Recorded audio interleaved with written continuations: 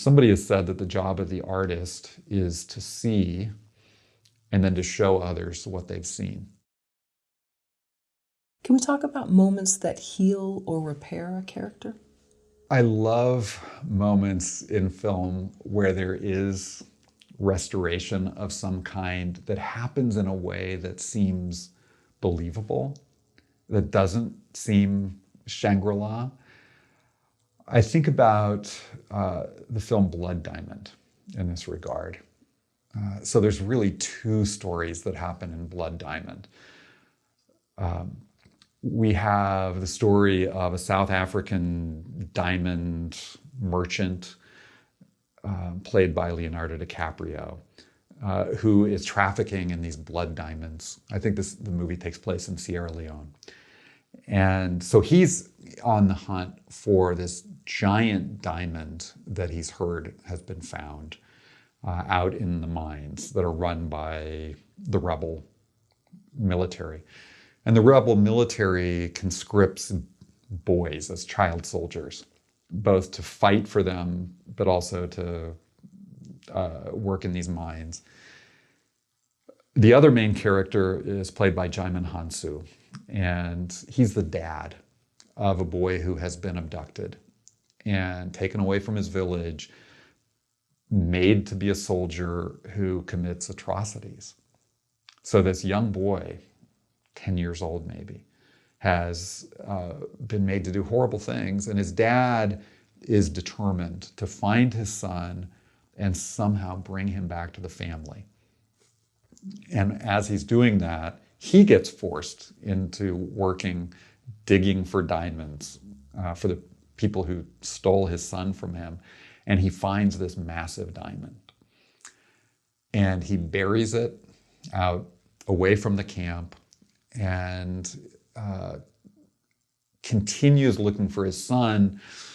Leonardo DiCaprio finds out Djimon Hounsou's got this massive diamond hidden, and at gunpoint takes him to dig up this diamond.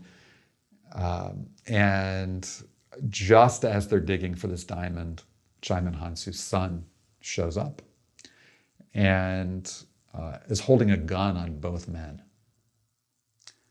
Leonardo DiCaprio alerts Djimon Hounsou, who's digging for the diamond, that his son is here. And so this father turns to his son, who now turns the gun to him, and is calling out, the son's calling out for help. And Djimon Hounsou says, "You're not one of them. You're my son, and I'm your father. Your mother waits for you. Your sister waits for you. The wild dog who listens to no one waits for you at home. You're not a bad boy. I know they made you do bad things, but you are going to come home to me and be my son again, and I'm going to love you." And in the midst of this, the father is walking toward his son, walking toward the barrel of the gun. And the son begins to cry and slowly lowers the gun and allows himself to be embraced by his father. That is written, directed, and acted in a way that you believe that. That is a moment of restoration and recovery that maybe shouldn't even be possible. That you could recover a child who has been put through those experiences. The film presents it with a kind of emotional believability that certainly represents a defining moment for that boy and his father.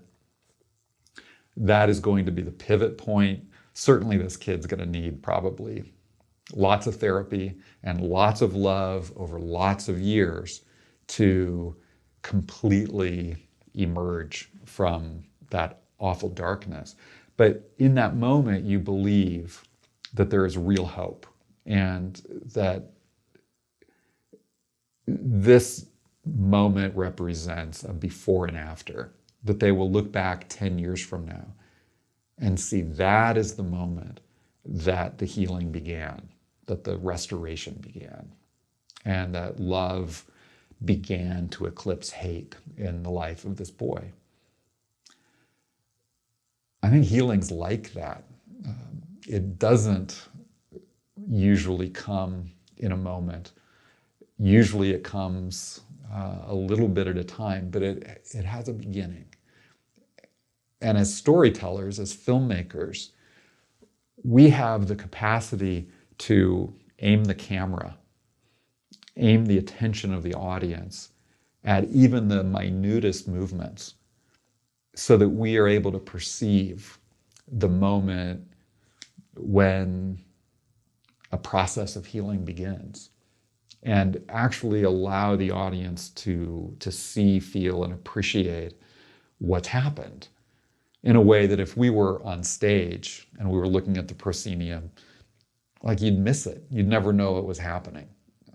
We have the capacity to zoom in on these massively significant movements of character that are almost imperceptible. Somebody has said that the job of the artist is to see and then to show others what they've seen.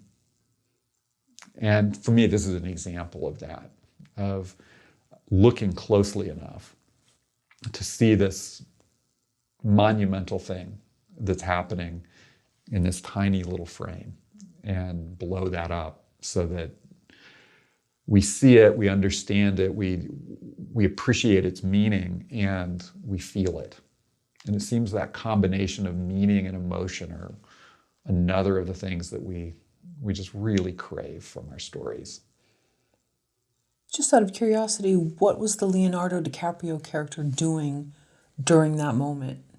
He was standing and watching. He had his assault rifle, and I think he was ready to shoot the boy if he felt he needed to.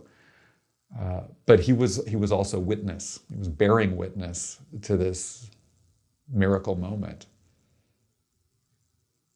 So even, I haven't seen the film, but because his intentions sounds like they were not that honorable either. No. Okay, so he's seeing this, and do you see a little bit of change in that character at all? Yes. Yeah. After that, he discovers that actually he's been shot in the firefight that happened just before this scene. He ends up really sacrificing himself to help father and son escape. So yeah, it does actually transform him to have witnessed this moment.